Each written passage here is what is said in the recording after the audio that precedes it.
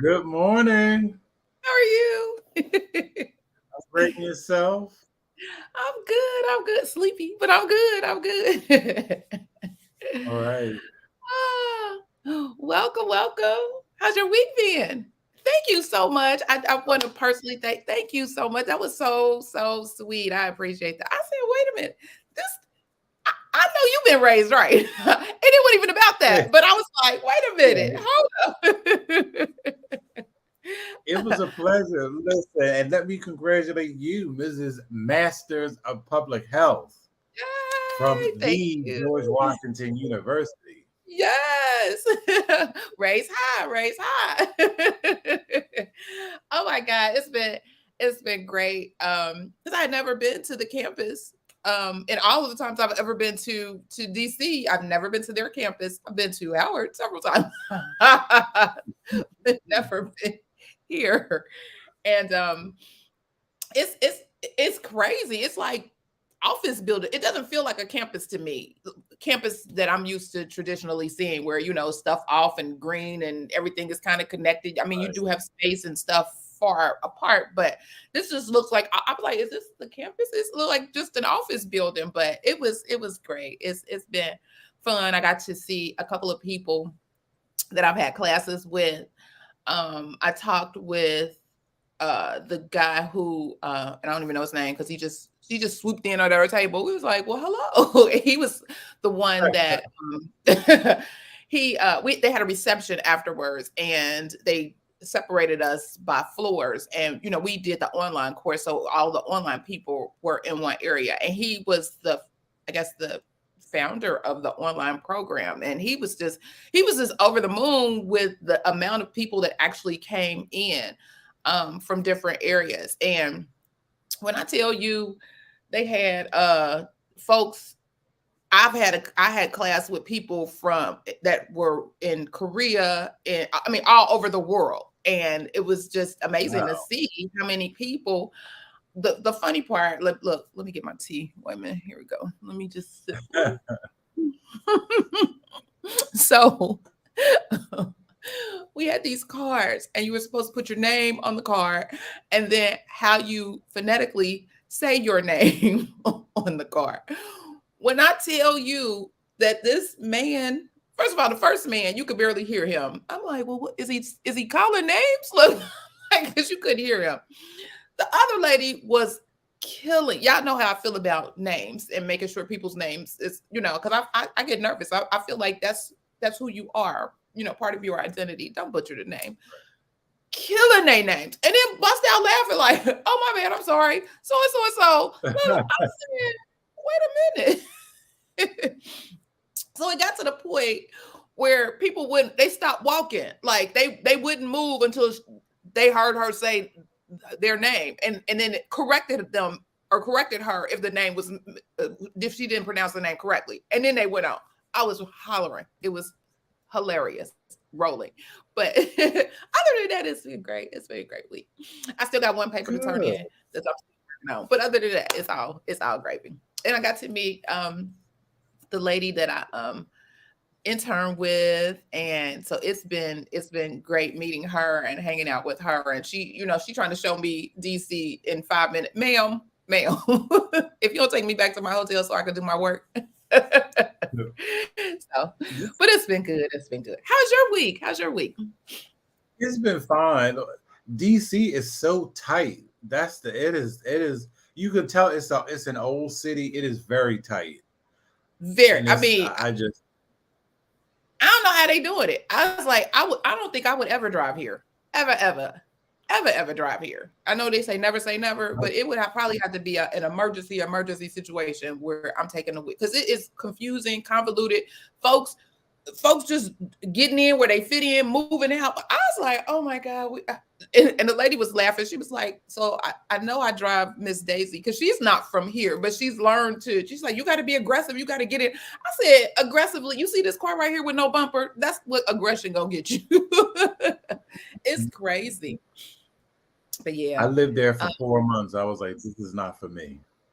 Really? You didn't like it at all? And I'm in Alexandria. I'm not even in DC proper. I'm in Alexandria. But we had to go into DC. And even it's a little more laid back here. There are some, but you got to get here through there. And so I was like, yeah, last time I was here, our healthcare compliance convention normally comes here, and it's at the harbor. So I'm used to being on that side. And then we had a church trip here, and I think we stayed near the harbor because I remember walking back and forth to the mall. And then I've also stayed in Alexandria, but I was closer to water because I remember taking a water taxi back and forth. So yeah, but I love the water, so that's always been a plus. But okay, enough about me. Let me get started. Look, we can have the meeting after the meeting, and we can get into all of the things. Well, welcome to our Saturday morning tea, where we discuss health information, news, education, certification tips, entrepreneurship, the revenue cycle at large, and things that will help you be a marketable health professional. Okay. Healthcare professional. Let me say it that way. I'm Clarice Warner, the girl with the pearls, the founder and senior education director of the Professional Reimbursement Network, LLC, where coding education is key. PRN is a healthcare compliance consultancy located in Cincinnati, Ohio, that specializes in revenue cycle and regulatory compliance, as well as education. Let me ask, speaking of education, let me ask, do you know what it takes to be a certified marketable medical coder? Do you? Do you really? Well, if you watch some of my videos and if you've been with us, you should know. Before I introduce my illustrious co-host, let me share with you information on a free email course on the 5 steps to become a certified marketable medical coder. Are you interested in medical coding, but not sure where to start and scared of wasting time and resources? Let me help you with the right steps to become a certified marketable medical coder. Learn more at bit.ly/5stepscoder. I'm over here rocking to this beat and stuff is shaking. I was like, see, if all this stuff fall on the floor, I'm just going to tell you now. Mr. Jesse, you keep going. That's all I got. Okay. Oh, goodness. Oh, my goodness. That is crazy. I'm looking like it is straight rocking and moving. Okay. So if you are interested in getting more information about the 5 steps to become a certified marketable medical coder, and you are joining us via YouTube, Facebook, and LinkedIn, check the video description box for the link. I know it's a lot of stuff in there, but I promise you that information is down there. Wait a minute. And I meant to say this too. I see your link right there. I said, look at him doing new things. You better do it. You better do it. I love it. Okay. So welcome to the coding nurse folks as well. Before we, well, let me get to you. Joining me today is my co-host. Yes, Mr. Jesse, the registered trademark. Put some respect on his name, the coding nurse. Sir, introduce yourself and tell the folks all about you. Good morning, everybody. My name is Jesse. I live in Philadelphia. I have been an LPN for 30 years. During the pandemic, I created a company called the Coding Nurse LLC, where I help nurses and other healthcare professionals with clinical backgrounds transition into the wonderful, wonderful world of HIM. And isn't it wonderful? It really is. So many options, so many ways to get in where you fit in. Yes, and just information on information, knowledge on knowledge, paths on paths, skills on skills. It's just all of the things. You never can go wrong. All right. Let's see. Good morning, Renita. Good morning. And good morning to the Crafty Coder. Happy Saturday. Yes, happy Saturday. All right. So today, let me get rid of that. Y'all know I act like I've never done this before, right? Look, I didn't got brand new. I'm over here broadcasting live from Alexandria, Virginia, and I'm getting brand new. All right. Before we jump in, let me remind you that you are part of the conversation and you can join in and add to the conversation anytime you like.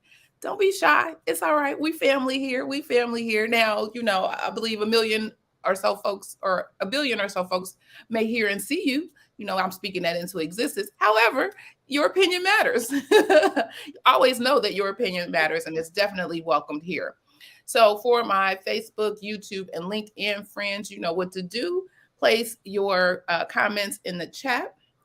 We're right here with the chat. We have wonderful, delightful conversations, comical also, conversations in the chat. So make sure you use that feature.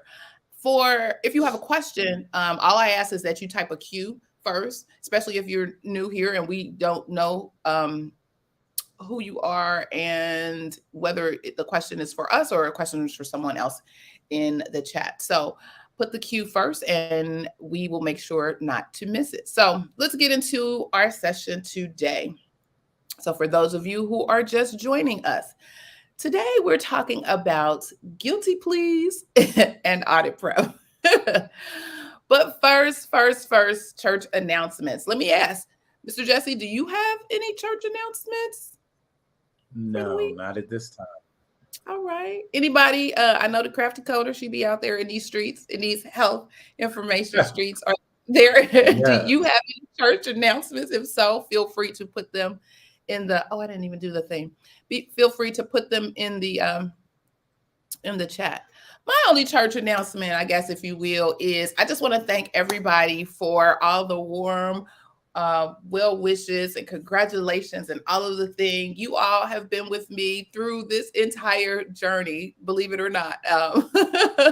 We would have in between studying, in between the clients that I serve, in between caretaking, in between my household duties, in between all of the things, you have been here with me in this endeavor, and I appreciate you and I thank you, and thank you for the grace that you always provide. Thank you for the laughter that you provide, because sometimes you never know. I probably needed to cry, and you all gave me some laughter, so I appreciate you all and thank you so much for this. And so I'm excited for the next step and the next chapter and what we all are going to do in this season. So thank you for that. Let's see. We got some comments. Question. Let me see. Congratulations. Thank you. She's like, I was on hiatus until after my birthday. Well, happy birthday. Happy birthday. You better do it. So we have a question from Sandra James. How is the coding course going with the West Coast nurses?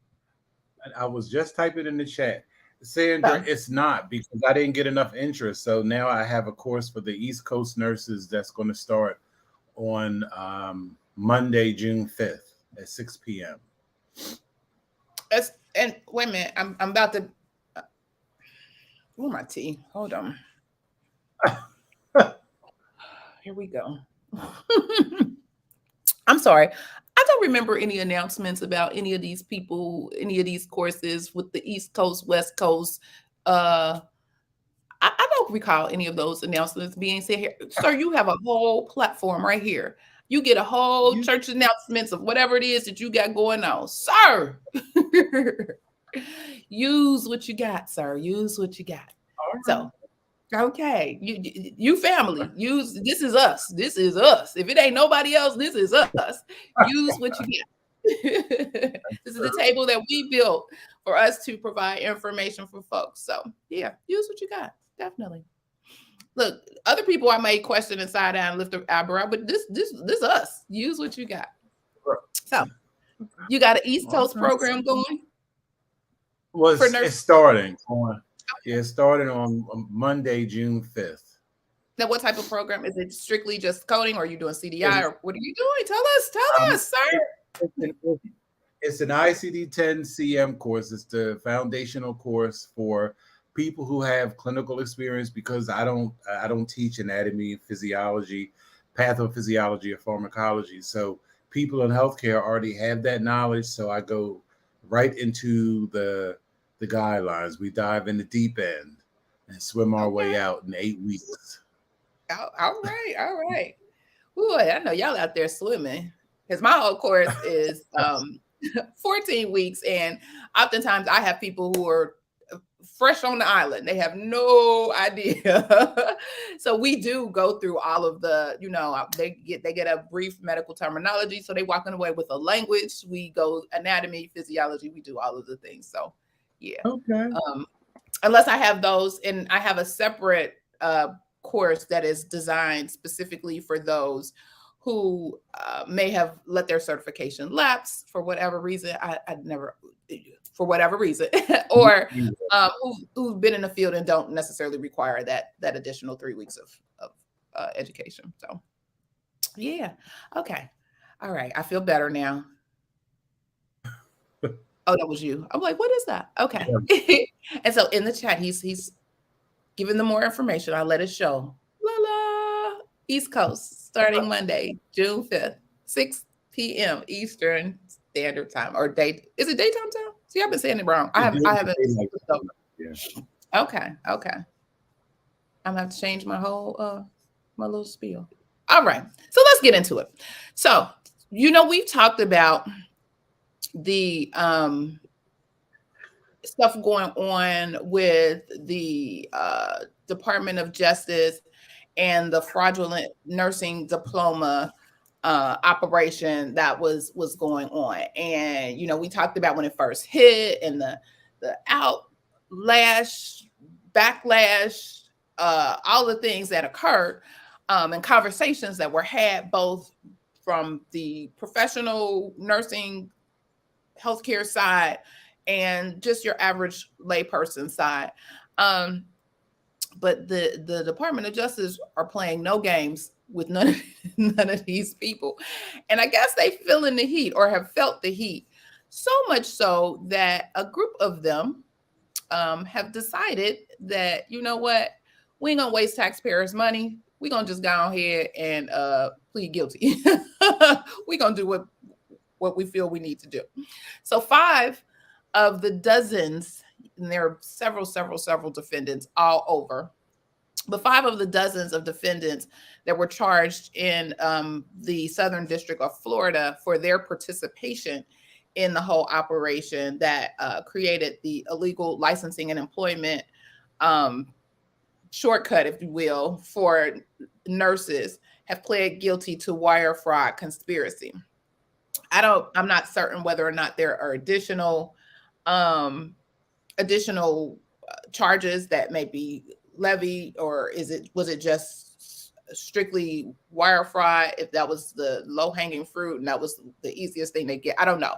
And then others, these may be just like the low hanging fruit. Others may be charged with some higher offenses. But these folks, they have charges pending in Maryland. Yes, because they're doing it at the same time. And so those might be the higher one. This might be just the lower, or what Florida could get off.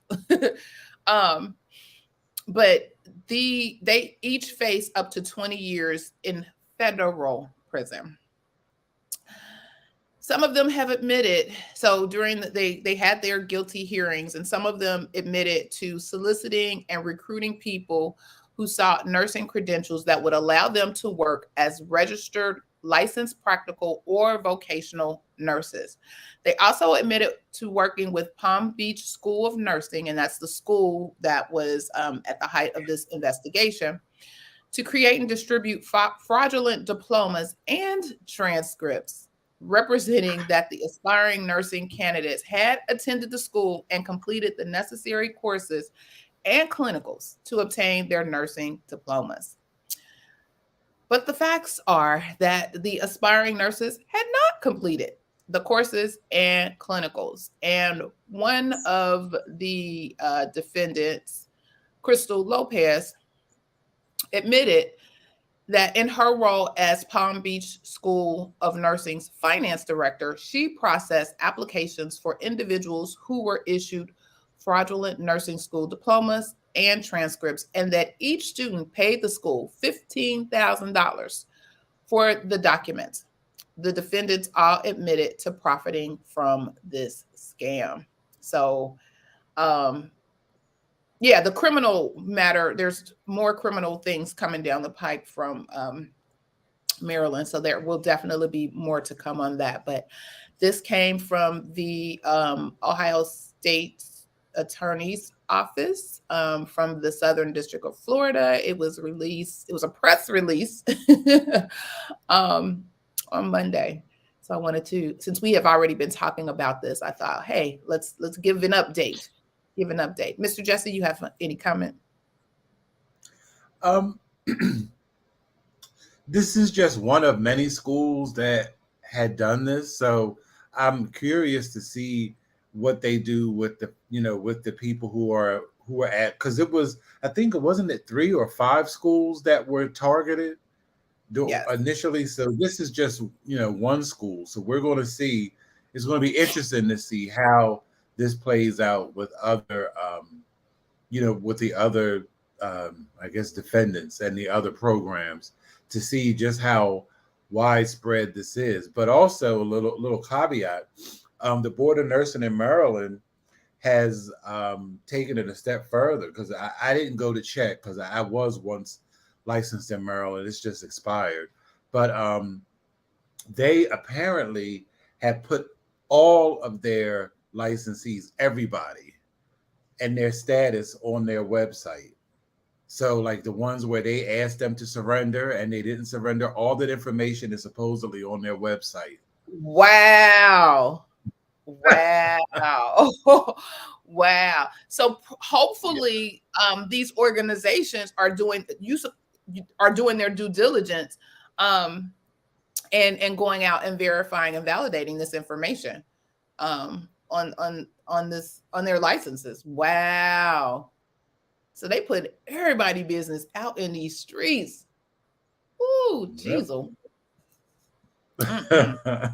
That's she said Florida State embarrassing me.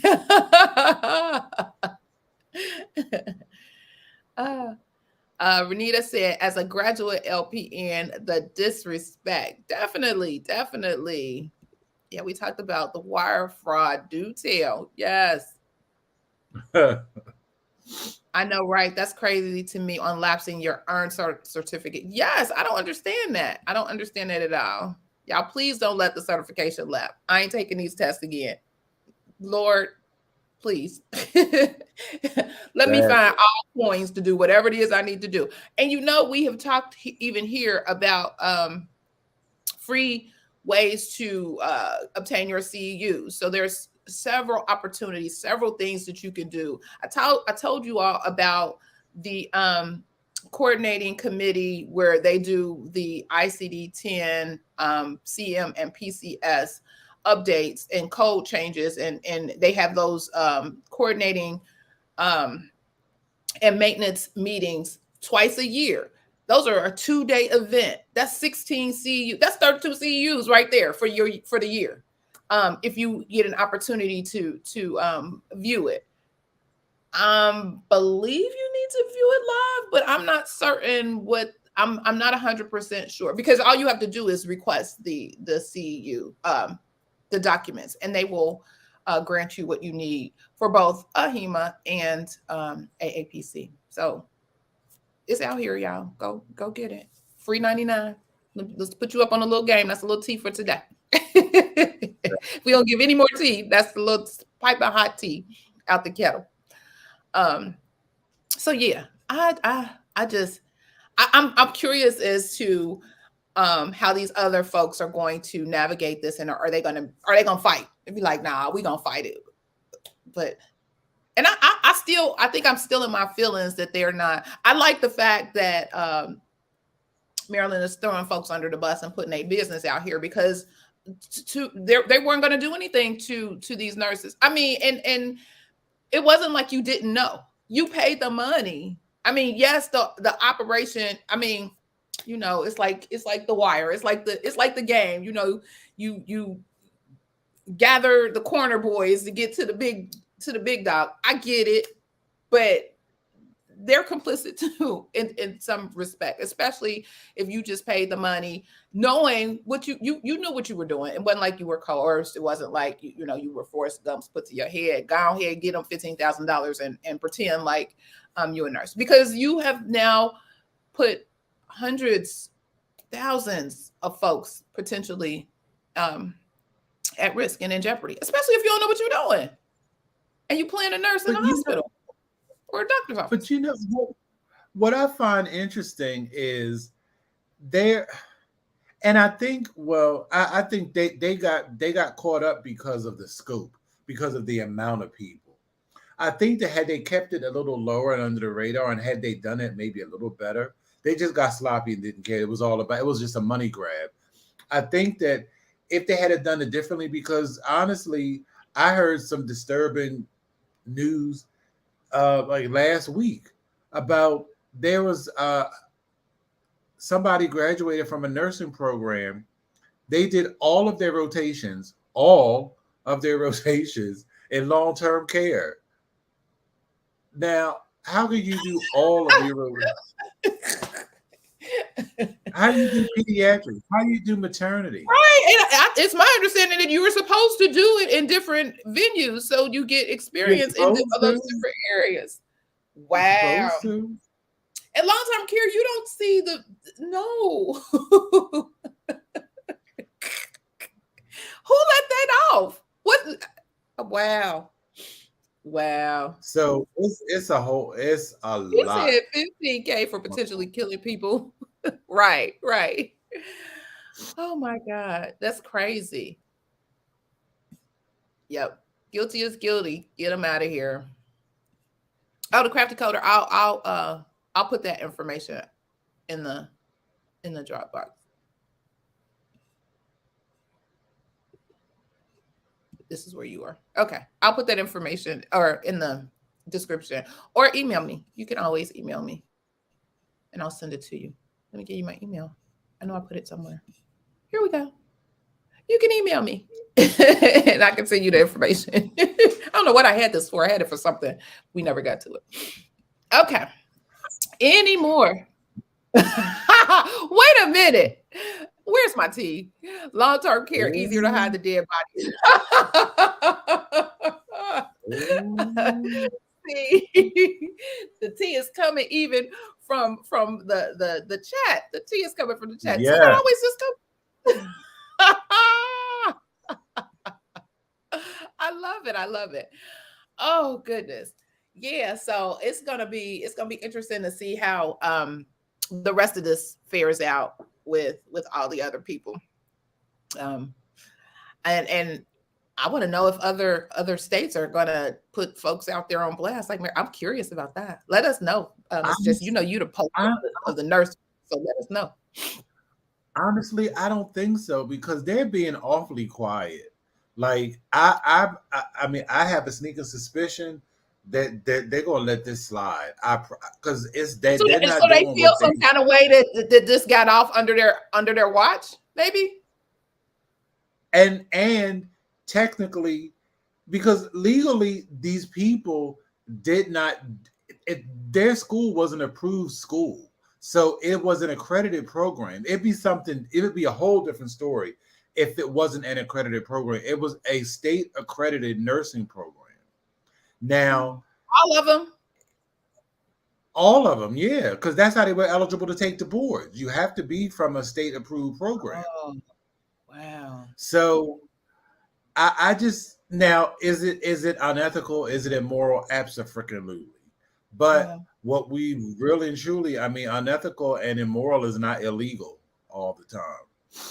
True. So, so I because they're being awfully quiet. Like I was expecting like just a huge, massive, like these states were just going to be like snatching licenses left and right. But since that's not happening, I don't think it's going to happen. So how would they know though? I mean, what I mean, like how would the states know?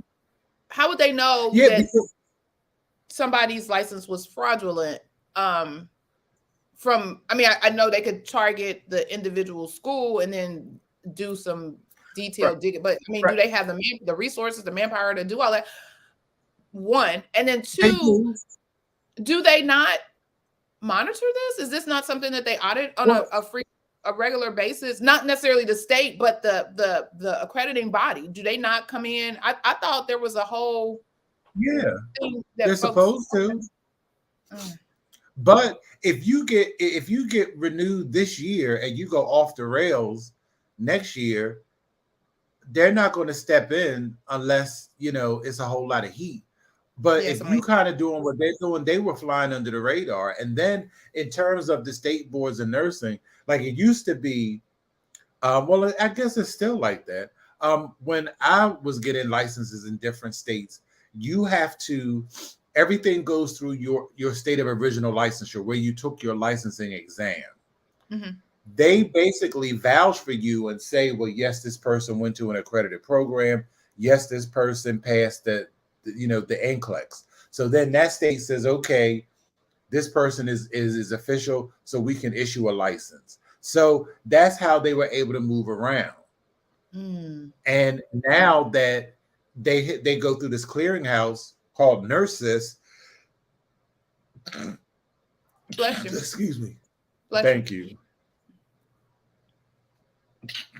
Excuse me. Now nurses got you sneak no go. So now nurses should be responsible for gathering that information. They probably do have it because every state reports to them. So when I'm telling, that's why I think they're gonna let it go, because they have a huge database at their disposal. They know exactly who these people are because they know what schools they went to. They know already, but it's just they're not. I just don't think they're going to do anything. I wonder,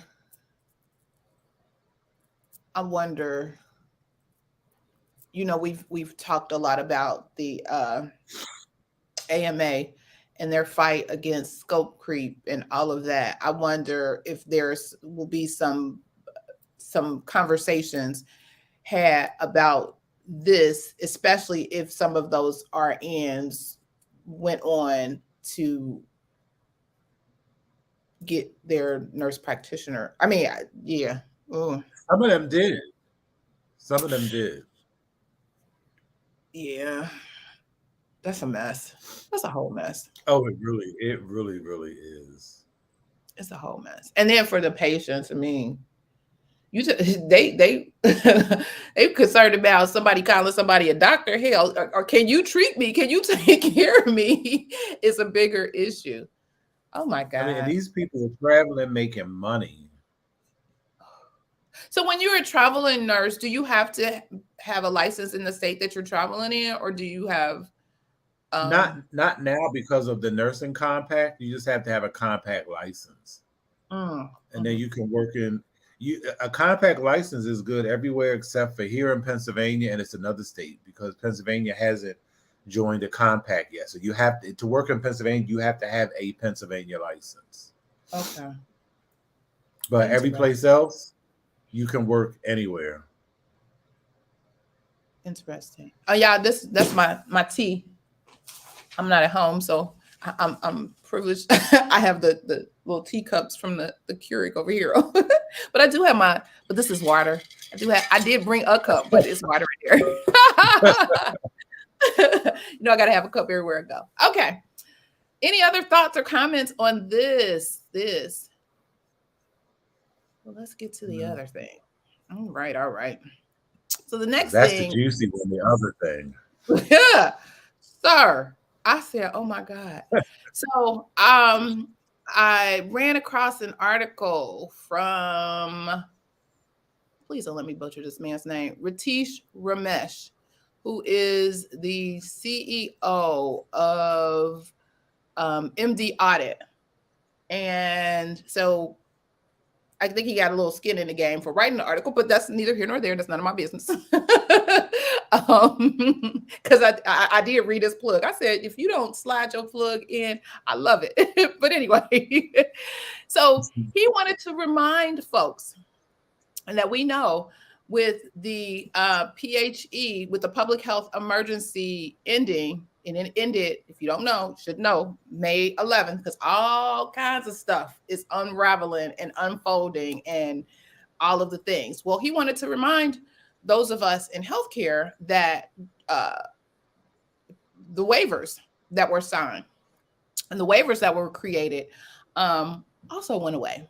And these waivers kind of kept the feds, if you will, or the government at bay. So they couldn't or wouldn't provide some of the audits that they were used to sending you. So you didn't see a whole bunch of, you saw a few trickle in on different things, but you didn't see the bulk of stuff. Because I remember folks used to complain all the time. Oh my God, we got so many demand letters and so many of this. So now that the PHE has ended, you can begin to start seeing more demand letters and changes as a result to your claims, and regulatory and billing practices being more scrutinized by all of the alphabet folks. So your recovery audit contractors, which are your RACs, your Medicare administrative contractors, which are your MACs, the supplemental Medicare review contractors, or SMRCs, unified program integrity contractors, UPICs, targeted probe and educate, even though I like those, TPEs, and comprehensive error rate testing, or CERT. And then your commercial payers will also be following suit and getting in the game.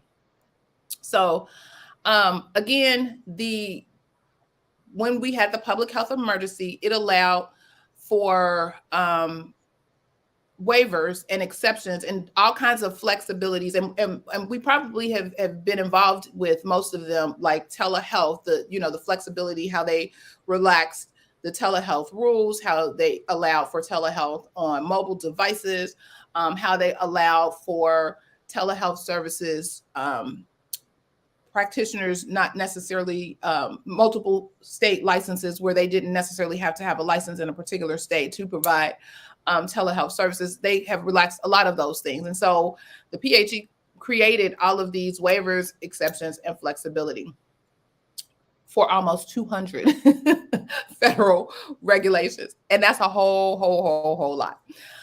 Most of those fell under Section 1135 of the Social Security Act.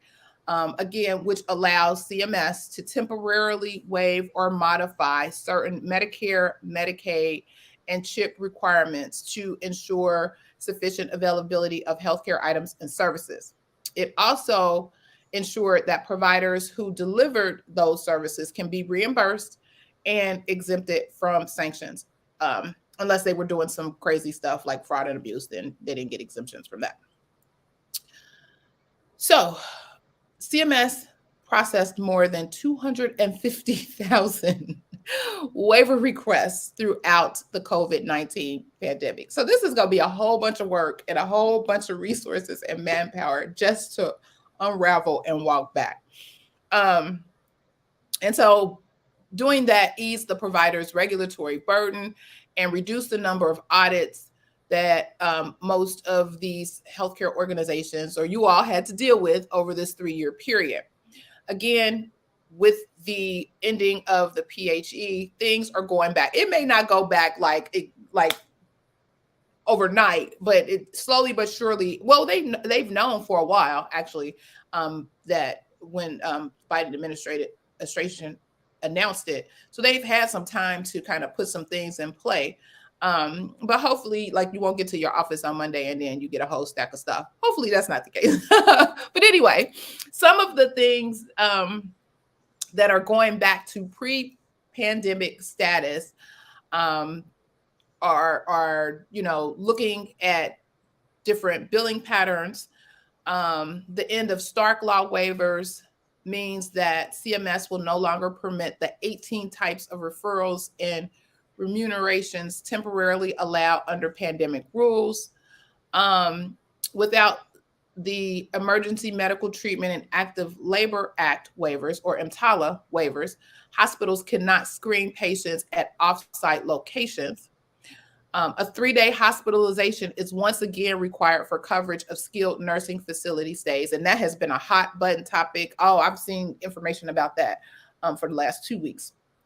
Hotlines are being shut down for physicians, practitioners, and Part A certified providers and suppliers that created isolation facilities to enroll and receive temporary Medicare billing privileges. Leniencies that meet easy cancellation of and or early enrollment in Medicare to provide care to more patients are over. So a lot of these things are going away. And then there were several changes that happened that require healthcare organizations to kind of change how they do their work and processes. And, you know, including an end to the submission of Medicaid claims using the modifier code CR. Remember, you had to add that. That goes away as well. And so, but that exposes them to additional documentation requests, because then they know that those services that have those modifiers on them were provided during this time, which is ripe for auditing. So they put folks in the trick bag, if you will, just with that little modifier. But anyway, so knowledge is power. You know, here on the Saturday Morning Tea, we are all about providing you with information. So this was a great article, and I'll make sure I post the article in the description box. So what folks need to do is get an accounting and an understanding of the waivers that they apply for. So know what types of things are your organization may be faced with changing. And then CMS has put out this this guidance, and I think it is actually really good. Let me see if I could show this. Uh-oh. It would be good if I would.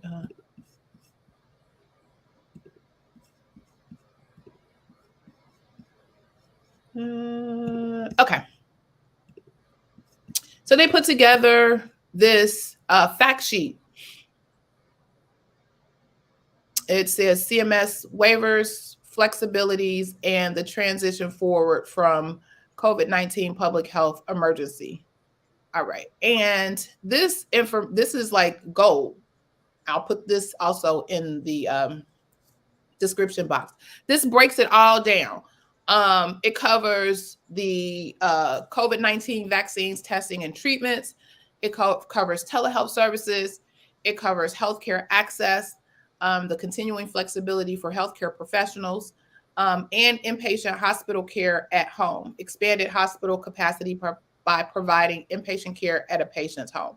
So it goes through and itemizes all of this information. So for the COVID-19 vaccines, testings, and treatments, you'll see all the list of what's happening as a result of the end of the PHE for both Medicare, Medicaid, and CHIP, and private health insurance.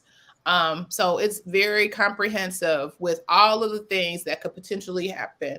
And it gives some background information. It gives all the things. So it's a wonderful document to have in your toolkit that will help you at least begin the assessment of what types of waivers or flexibilities that you may be looking at for your organization. I like that. That was good. Okay. The other thing is you need to also understand any trends that could also be impacting external audits. So, you know, we came in on the changes for outpatient, for office and other outpatient service evaluation and management changes earlier in the pandemic.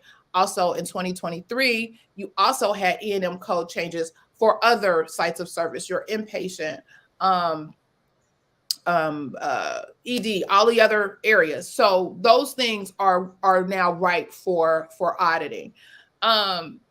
Also, you got stuff going on with, and he mentions advanced artificial intelligence and machine learning tools to analyze and adjudicate claims prior to payment. So they got all kinds of stuff in their arsenal to easily find and track and trend for things that just don't look right, don't sound right, don't smell right, may not be right.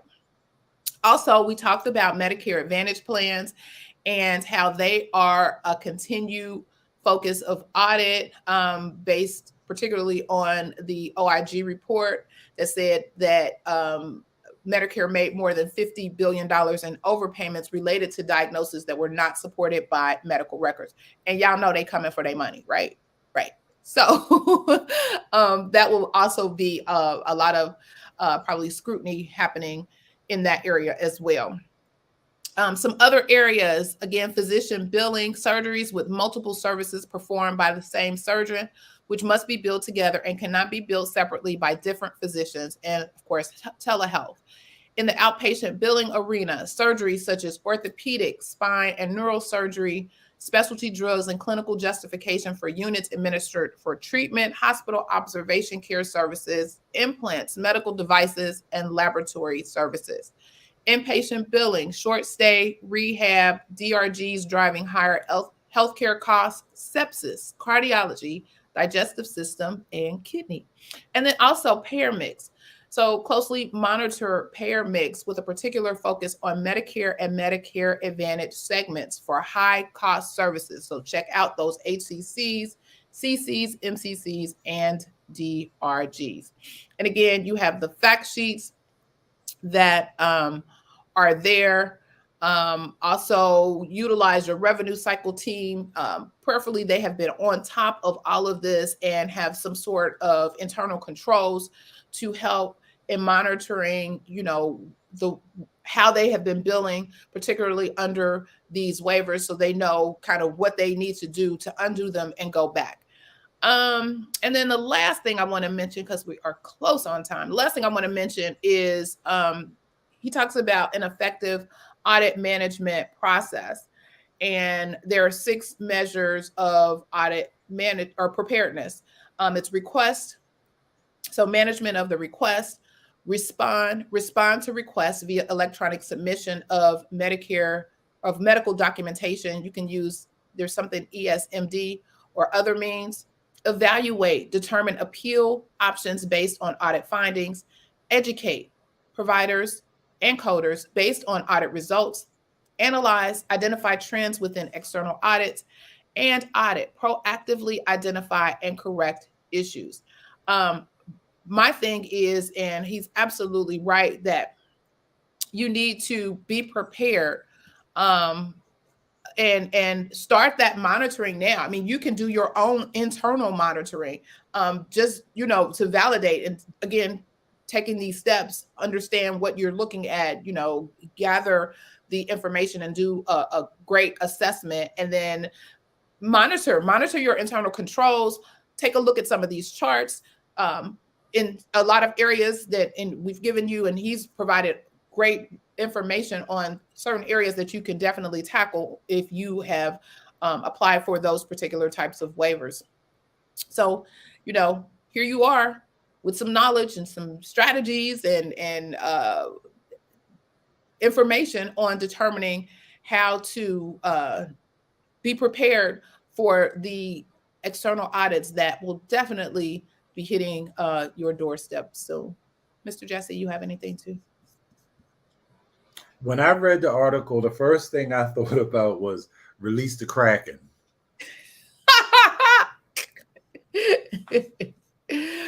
Oh. These people they're ready. They ready. And we know there have been a whole lot of facilities that have been lacking. And they're about to see eventually. And I'm just tickled and over the moon because, you and I know the type of things I got going on in the background. So I'm like, oh yeah, here we are. Here we are. Yes. And then you're gonna have Right. Then you're going to have these facilities who want to act like they're completely blindsided by all of this. We didn't And know. you should never be. Yeah. Okay. Here you go. Oh my God, what are they talking about? This, that, and the third. No. Exactly. And hopefully, your organization hasn't been operating in a silo where folks don't know what's going on. Everybody should be knowing what's happening and what's going on, and be prepared. Being prepared. Yeah, she said Yes. a big trick bag. Definitely. There's a question. How can I get what you are reading? I'm in orthopedics. I will put it in the description box, but I already owe you something anyway. So if you email me, I'll have your email address and I can send it to you as well. All right. Yeah. So that's a thing, to be prepared, and be prepared now. Like I said, I'm sure you won't get a stack of ADRs or requests on Monday. However, I believe it's going to be a hot audit summer. Yes. It's going to be a hot audit summer and fall. So be prepared. Be prepared. And I think that was a very good article. Like I said, he has some services that he can definitely sell related to how to help you automate that, or put automation to that process. But the information he provided was wonderful. So I appreciate that. That was great. And then when I saw it, I was like, oh, here's some additional tea that we can share with our people. And if you are a coder in the revenue cycle, you too can assist in this area, because then some of the changes you've made. You see some of the things that have been going on, and some of the questions and some of the cases that you've been coding and that type of things, and knowing, I'm sure you prayerfully have had information and meetings to discuss, okay, this is how we're going to now do this during the public health emergency. Hopefully you still got the information about what those changes were that will help you seamlessly go back to what it's supposed to be prior to the PAG. So you all also can be instrumental and help in this process as well. She said, I want in on the audits. Me and you both, ma'am. Me and you both. Cool. This is great. I didn't think I was going to get through it. I was looking at the time like, oh my God. Because it was a lot. I didn't want to really leave anything out, because to me, it flowed. It was sequential, and it was very strategic. So large organization, small organization, especially you all one off, brand new during the pandemic, opened up shop and had all these waivers, and folks was telling you, please, ma'am and sir, if you don't have a compliance professional or someone hired to do that work for you, or contracted to do that work for you, please reach out to your compliance friends and let them help you get this together. Oftentimes, the small shops, they don't necessarily have that robust of an operation in revenue cycle, and it's okay. There are plenty of folks out here that can help you. So please don't get caught out here in that trick bag. please. Because they coming for you too. You're not exempt. Especially if you signed any of them waivers, they coming. All right. Well, this was good. Yes. I'm trying to see all the comments coming in. This is telehealth on a new patient, about to have all of them in court. Yes, because they relax a lot of that, and hopefully they understand. I mean, but the thing about telehealth is they're still in talks, because they understood the gains that were made because of the flexibilities and the waivers for telehealth, and it allowed access to a lot of people who may or may not have had access prior to that. And so there's a huge push and a huge fight to maintain a lot of the flexibilities that were provided through telehealth. So that one is going to probably go around and around for a minute. That one's going to swirl, I think. I agree. And I think it was great. I mean, I had a couple of telehealth services. Well, the one thing I got caught up with, I had telehealth services for my mom. The problem was, and the service was fabulous. We had no problems or whatever. And I had my iPad, and she, she'll never say anything anyway. She just be looking and pointing at me like, ask her. I'm like, no, you're the patient. They need to ask you. But then we got, because when you go in person, you automatically go to the check-in desk. They automatically give you your appointment. You get right in the flow. They didn't do that after telehealth. So it was like, okay, well, thank you. And it was over and it clicked off. And there was no follow-up after to make sure, we need to see her back in 3 months or 6 months or whatever. And so she got out of the cycle of the appointment. That was the only issue I actually had.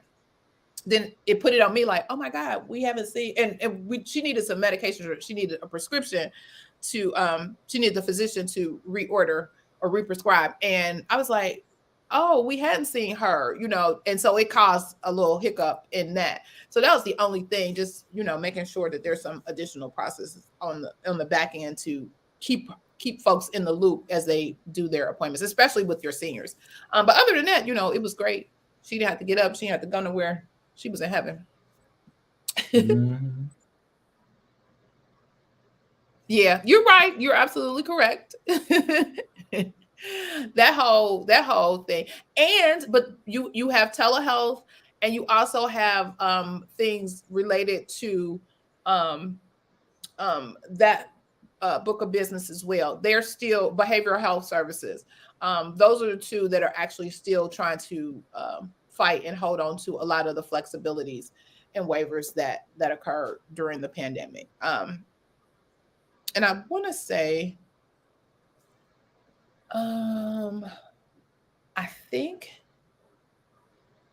a couple of things have been addressed in IPPS. There may be more things coming down the pike and addressed in the ops rules. So be on the lookout. More to come. More to come.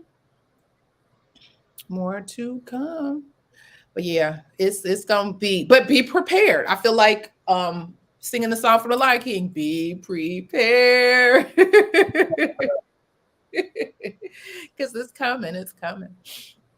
And again, there's room for all to assist in this endeavor, because it's going to be, I mean, especially with some of these large organizations. Like I said, I gave my soapbox talk to the small ones, but with the large organizations too, I said 250,000 waivers were processed. So that's a lot of stuff that has to come to revert back, and a lot of processes and a lot of education and provider. And then say you got new people who didn't know what happened before. And that's a lot of moving parts, a whole lot of moving parts.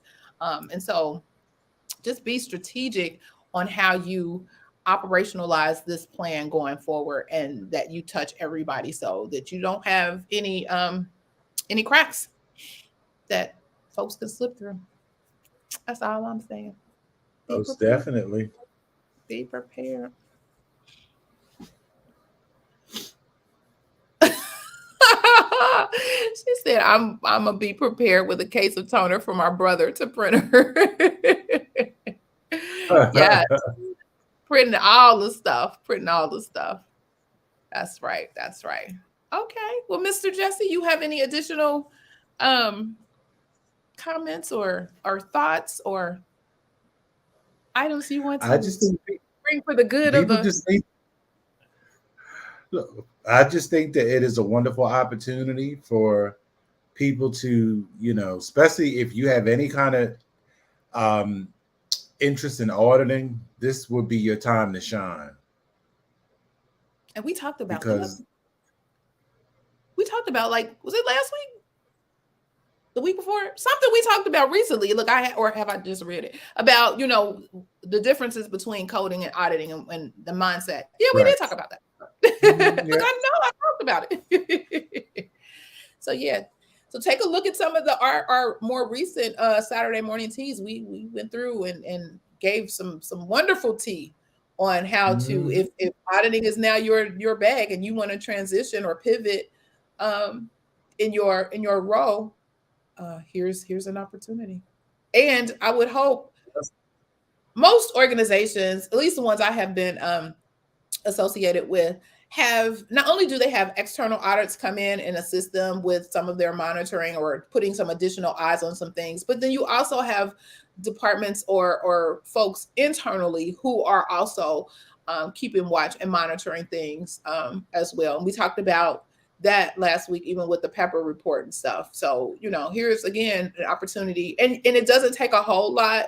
A few cases, in this case, I probably would do more than 10. I probably would do like 20, 25, just to be safe, especially if if it was a problem child prior to, the potential for it to be a problem child now is even greater, because you're going from something that was problematic initially, then a change in that system, and then going back to the problem. If you never corrected that problem, then it's still ongoing. So yeah, make sure y'all take a look at y'all stuff. Lord Jesus. You said, yep, the other week we talked about it. Yeah, so definitely, we are here to provide you with the information and the skills and the tools that you need to do all the things that your heart desires. Yes. Okay. Well, I think this is our wrap up. We are at the top of the hour. Thank you all again for joining the Saturday morning tea. Let me just ask, was the tea spilled today? Was it spilled? I'm sure it was. Yay. So if this information was valuable, and I forgot to say, I forgot to say it at the beginning, but I'll say it now. If this information was valuable for you to help us, or valuable for you, help us by sharing this message with others, by liking the video, sharing the video, and subscribing to the channel, Professional Reimbursement Network. You can also check out the Coding Nurse channel on YouTube and subscribe there. And as we close today, and as you begin to leave, don't forget to hit the thumbs up or like button at a bare minimum. But I'm looking to get my 10,000 subscribers for the year. So come on, y'all. Tell a friend. Tell them, hey, I know somebody that talks about XYZ. In your leisure time, as you scroll, why don't you take a look at some of the things that they talk about? And at a minimum, subscribe to our channel. Thank you. Appreciate y'all. Y'all share all kinds of other stuff. Y'all can share the good information and help people advance. Y'all want to share the fight videos and the all the other stuff. Y'all can share something that's been. All right. So next week, I guess this is also part of church announcement. Next week, we will be back with our Clubhouse friends. Again, Clubhouse has changed all kinds of things. And so I hopefully will have some more time to go through and understand what in the world is going on over there. But anyway, this has been a great session today. Thank you all for joining. And remember, be safe, be kind, and don't wish for it, work for it. Until next time, take care. Have a great weekend.